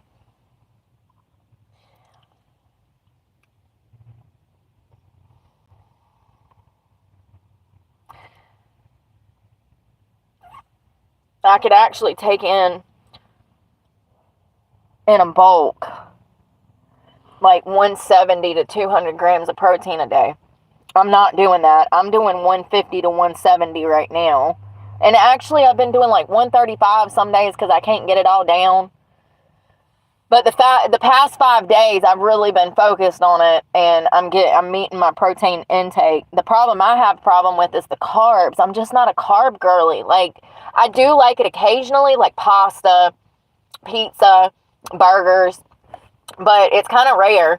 Like, I've been eating clean, kind of like a clean diet for a few years now. So I'm just used to kind of skipping over the carbs because I lost 80 pounds. So, you know, and now I'm putting that weight back on. Some of it, muscle. Muscle weighs more than fat anyways. So, that's what I'm doing. So, how can I explain it? So, if you want to lose weight, you want to stay away from carbs unless you're going to be working out 2 to 3 hours after you eat those carbs. And not completely, like waking up and having like half of an English muffin and like 3 eggs and like a side of bacon, that's not going to kill you. That's a lot of eggs and bacon. Bacon ain't the best. That's not a good example, y'all. Listen, everybody's different, honey.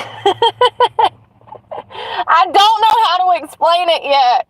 I just know that if you want to lose weight, stay away from as many carbs as you can. You need to completely cut sugar out of your diet. You'll automatically drop 30 pounds just walking every night and cutting sugar out of your diet.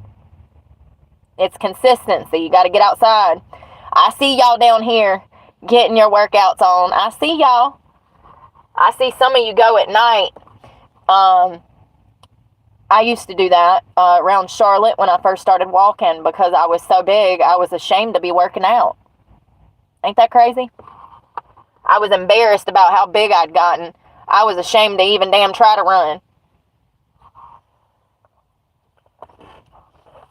Couldn't even tie my shoes half the time. I don't never want to be like that again. It was the most depressing. No, actually not. What I've been through this past year has been much worse. Yeah, I was drunk all the time and eating DoorDash, but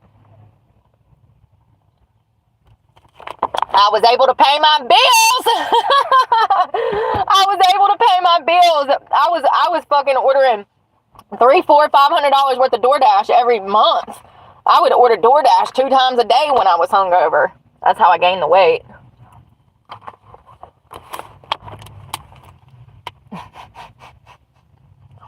Ain't it crazy?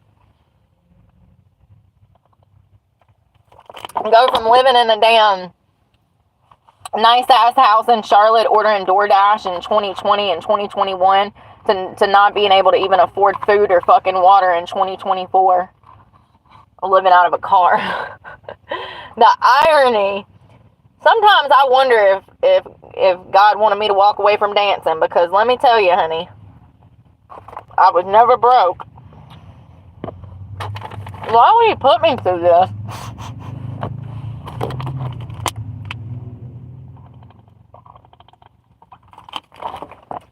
Why would he put me through this? Point in case, I got paid today, and it's not enough to cover my insurance and my truck payment. So, I'm damned if I do, and I'm damned if I don't. Yeah, so, why? If I'm supposed to, I don't know, just the irony.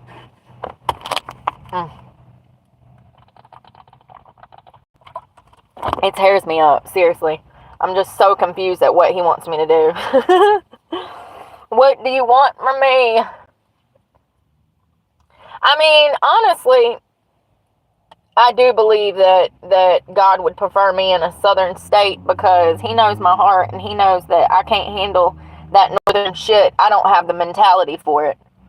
I don't have the mentality for the bullshit. I am not in a place where I can just accept evil shit like everybody else. And I'll never be. I'll never be able to conform. I'll never be able to conform. Ever. I'll go down to my last dying breath going against the grain somehow, honey. You best believe it. Be like, that bitch made it to 106 fighting and screaming. Mark my words.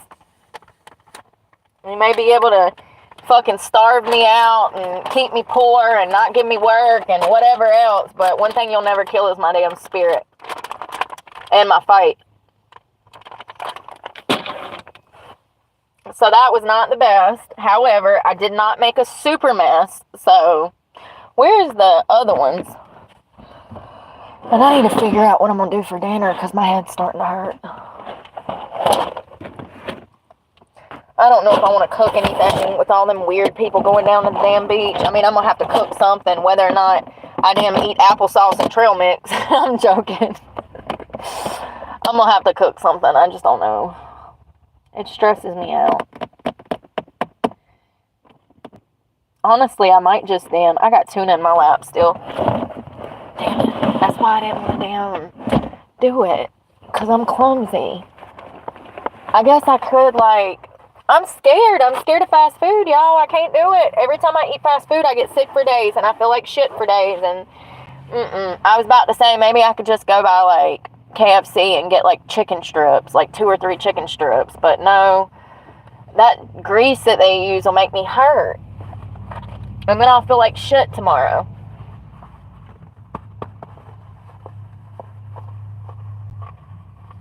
It's fuel. Imagine putting the wrong kind of gas in your in your car. Imagine you put diesel in your gas tank. What happens? It breaks down. The whole system starts falling apart. It's the same thing as your body. What you're putting in your body can break the system down. Same way. And actually, I think that's probably worse than a car because it impacts you not only physically but psychologically. What you're consuming absolutely impacts your mental health, your brain, honey. Your brain. Your mental clarity, your focus, your strive, your strength. All of that is impacted, by what you're putting in your body. And every time I'm sitting at a McDonald's, stealing their Wi-Fi, I see y'all going through. I just wonder if y'all know that there's formaldehyde in the freaking French fries. They're trying to embalm you from the inside out. For real. Is that formaldehyde? Don't they use that to preserve dead bodies? I could be wrong. I'm probably wrong. It's probably something else, probably something else.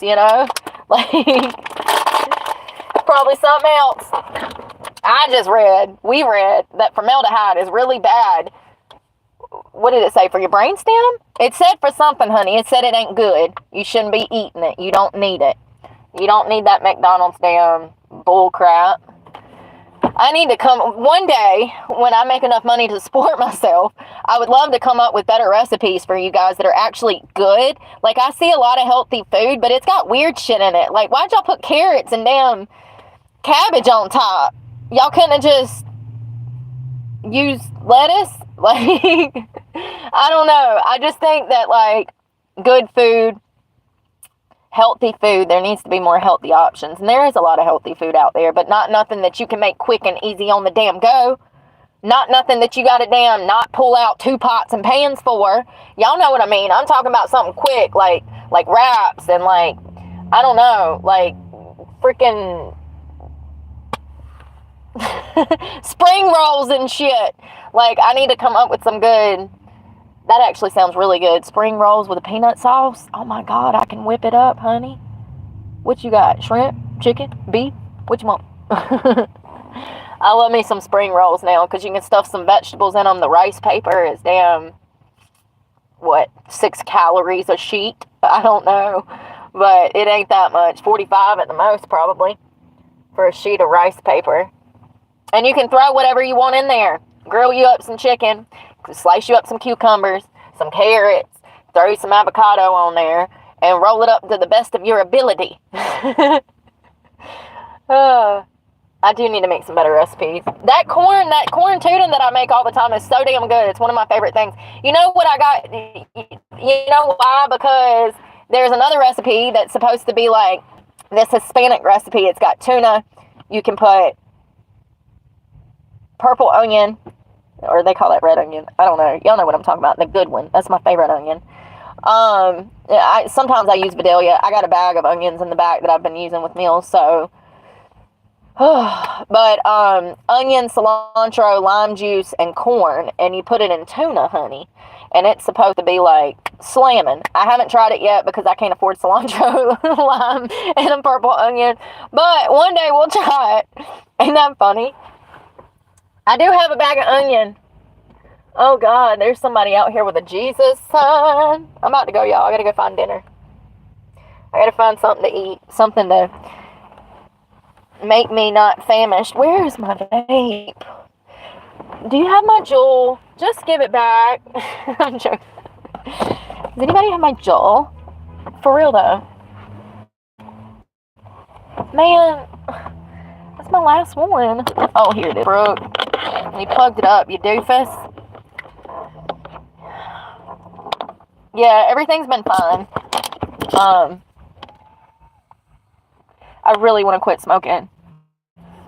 I can't do it under this financial stress. I mean, I thought I didn't have insurance. My car almost washed away. And I was wholeheartedly about to resort to full-fledged drunk Heather. I was about to go into Heather alter ego and smash a six-pack on a falling down palm tree as I watched Betty float off into the sunset. I was wholeheartedly prepared to lose everything, and I had no, I had none to give. I didn't have a duck to give. I'm so glad that guy pulled me out, man. He was nice, not a meth head. And what do they call that? Personable? He was a very nice man. Him and the other guy that stopped to pull me out. Still broke but alive. I know, right? Oh, God. But I did. It didn't even dawn on me. Because I remember calling my insurance company with you guys like a week ago, and I was asking when the deadline, because I've never had to do that before because I've always had the damn money to pay it.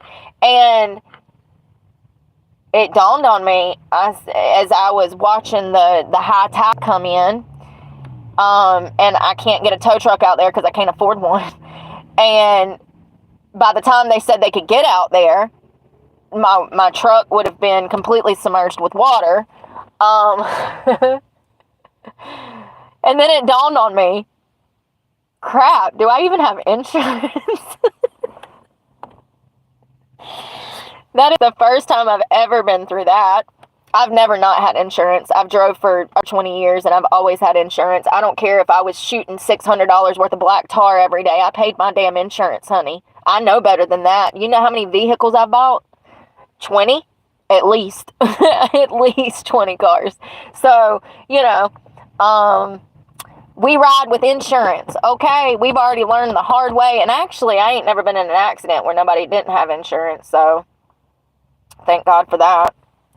But I'm sitting there watching high tide, water come up to the damn car, and it dawned on me, shit, I might not have insurance. What does this mean for the process of my car washing to Egypt? Like, is that covered? Damn, I wish I had State Farm. I could just call Jared and ask him. Call Jake and ask him, you know? You know. So anyways, the next morning after I got towed off the beach and I got a flat tire. The flat tire and the beach incident, completely separate. I just have that bad of luck. No, I think it was a piece of like glass that stabbed my tire because there's a hole that big in it. So I have to get a new tire. I won't be able to patch that. It's so big. I mean, you could stick your whole finger in it. It's pretty large. So whatever, I ran over, punctured the tire. I looked down. It says PSI it says PSI like 30, and then it goes down to 20, and then it's at 9, and I said, shit, I'm getting a flat tire. So I pulled over, and a guy came out to change my spare out. Thank God I grabbed that spare before I left town. I said, I don't want to go to my storage unit and get the spare, but I got bad luck, so let me go get that spare. So thank God I got the spare, baby, because there's no telling what would have happened. My shit would have got towed off the side of the road. I'd be in jail. There's no telling. Oh, I'm joking. But for real, who needs enemies when you got bad luck like I do? This had me thinking, though, about something else that happened to me not too long ago. So this truck, I had a road sign, one of those work signs. It's like those big old orange road signs. I had it blow out on me. And this was when I first bought the truck 3-4 years ago. And it did a significant amount of damage to the front quarter panel of the driver's side. It was like $4 or $5. I think it was $4,700 if I'm not mistaken. So one thing led to another. The Department of Transportation ended up paying for that, fixing it. My truck had to go in the shop. So I ended up using my spare truck, the Nissan. So I'm going out to Winston one night. I'm going to drink at Trade Street. All right, and that freaking back tire on the Nissan completely blew off the rim, bro. The whole tire ripped away from the inner part of the tire, and I'm just sitting there on a rim, essentially, in some random parking lot. Listen, the next morning I have to go get a rental car, okay, because the truck couldn't get towed yet. I don't remember what, the tire. The truck got towed, or no, I left the truck there, and I had to order a tire, but the tire wasn't going to be there for like a week or something. I can't remember what happened, you guys. It was something about a tire that I had to wait on because it had to match the other tires because there was mud tires on it. Listen, it was complex as shit. All I know is I am in a rental car at this point. I'm on my 3rd car in 3 days. I am done with life. Okay, I'm done with life. I'm in a fucking rental truck, an F-250. That was a pain in the ass to get because it was such a big truck. They wanted some business card because it was 10 times more expensive because that's all they had on the damn lot. Like it was my choice. Okay, no, it was not. Anyways, I'm on Wendover Avenue, minding my damn business, about to make a left-hand turn. And some asshole in a truck almost hits me head on. I'm in a rental truck. Y'all, he's coming straight. He's oncoming traffic. I've got a green light. He has a red light. I go to make a left-hand turn, and that son of a bitch almost hit me head on. If I was not good on my feet and quick, like Bruce Lee, okay, if I was not quick, I'm telling you right now, it might have killed me. He was going so fast. He had to have been going double the posted limit. I'm talking almost 100 miles an hour. The speed limit is 45 on that road, and he had to have been going 80 to 100 miles an hour. Almost killed me. You know, I'm in a fucking rental. I'm on my last leg. If anything happens to this rental, they're never going to ever rent to me again. And, you know, I'm probably going to jail if I live. So, yeah, it was pretty bad. I was like, damn, I mean, if I don't have bad luck, then I ain't got nothing, do I? The life be coming at me so fucking fast. So fast. It's a miracle that I'm even slightly stable. Slightly. Oh, slightly. I'm going to get dinner. I hope y'all have a good night. We will reconvene tomorrow. Y'all know I'll be up at the ass crack of dawn. Look at my truck. Look at this. So first of all, every time, thank you, Metalhead. Oh no, I do have insurance. I called them and they were like, yeah, you're good, girl. I said, I love you guys so much. I said, I called a week ago and I explained that I didn't have the money to pay my insurance, blah, blah, blah, blah, blah. I got a creep being a creep. Sorry. Trying to look in my car. Like, it's always the same shit. So anyways, I said, I love you guys so much. I said, I would really hate to lose this policy. I said, y'all have just been the best insurance company ever. None of it was a lie. I mean every damn word of that. To hear me say that, you know, they with it, honey. 10 stars out of 10. So she's like, oh, let me look it up. She says, yeah, it was late on the 17th, but when do you get paid? And I'm like, blah, blah, blah, blah, blah. And she says, well, by that time, she's like, you'll owe December and November, and we're supposed to cancel the policy. She says, can you give me an e-signature that you'll pay 2 months at the beginning, like now to December 3rd? And I said, yes, I'll do that. So they gave me some kind of like deferment extension, essentially. So it's actually due on the 7th. By the 17th, when payment ain't been processed, they cut your shit off. But instead, what they're going to do is they're going to keep me insured for the next, till December 3rd, and I'll make a payment before December 3rd of $300. It's $141 plus a $15 late fee. Listen, I don't make the rules, honey. I just sign paperwork saying that I'll obey them. Okay? I just sign paperwork that says I'll obey them. So, you know, life be fucking wild, doesn't it? I'm sorry to cuss, but like, it really does, y'all. Y'all just don't even understand. Sometimes I'm just like, this is coming at me too fast. I can't take all of this at once. I'm gonna snap. Today's the day. I'm gonna lose it. Oh, man. But I do love my insurance company. I've spoke, you know, Able Insurance, 10 out of 10. They're specifically for people with DWIs, even though my points have dropped off my license. It was 2009 and then 2014. So it's been over 10 years since I've had any kind of legal trouble like that. So this light keeps coming on, and it'll blink at me when I go down the road telling me that, oh, look, more jealous people. I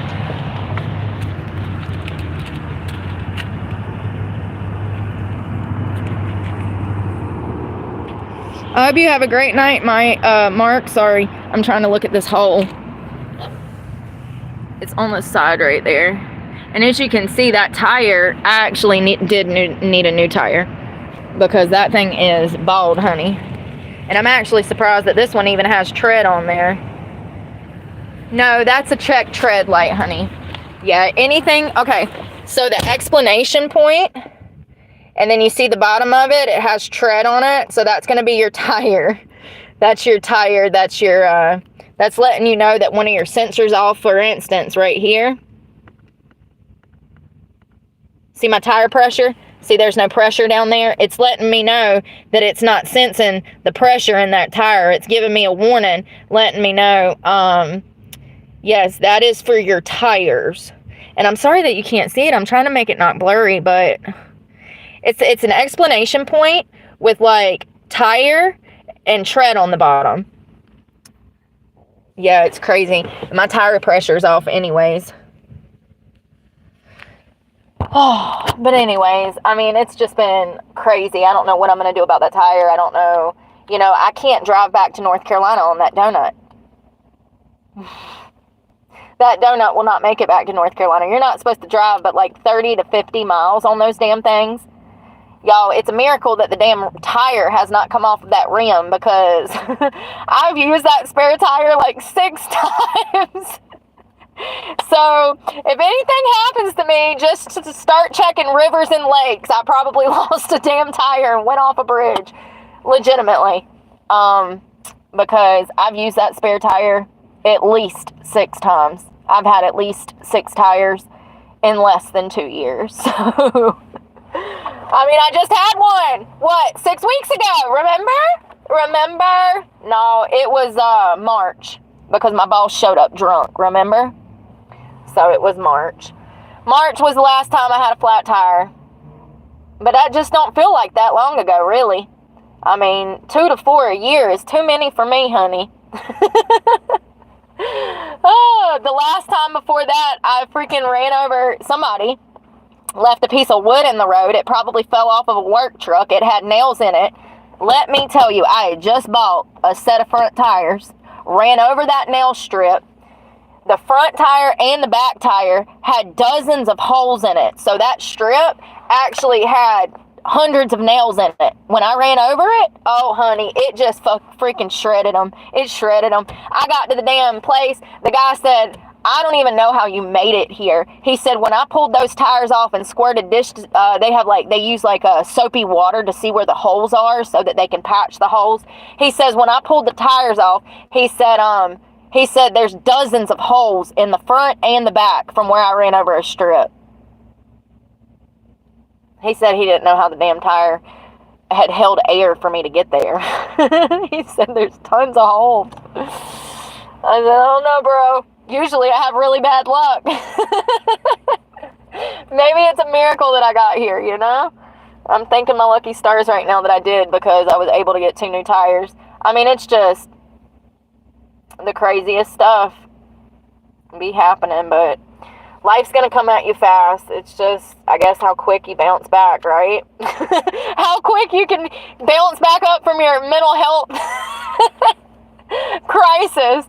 I mean, am I the only one that has a mental health breakdown like once a month? Once a month. And here's the thing, something that I've figured out through this is that it absolutely has to do with financial pressure. It's all about finances. When I have the money to support myself, pay my bills, feed myself, buy water, buy gas, buy the things that I actually need, when I have money to do that, I don't have those fucking meltdowns. It absolutely is triggering for me not to be able to feed myself and water myself like I'm a house plant.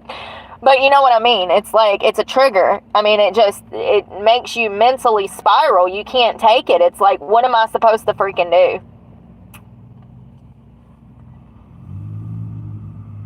Thank you again to the person that sent me $40. Like, dude, thank you so much. That was, I think, Monday. And I think it was Michelle, but I could be saying that wrong, because y'all know my names. Michael's and Michelle's just... Anyways, I'm gone. I'm finally gone this time. Love you guys. Hope you guys have a good night. Drink some water. Get outside tomorrow. Well, maybe not. It's going to be cold. Do some light stretching in the house, okay? Do some light stretching. Call it yoga. Listen, I be doing yoga and I don't even know what the hell I'm doing. I be looking crazy as hell trying all kinds of stuff.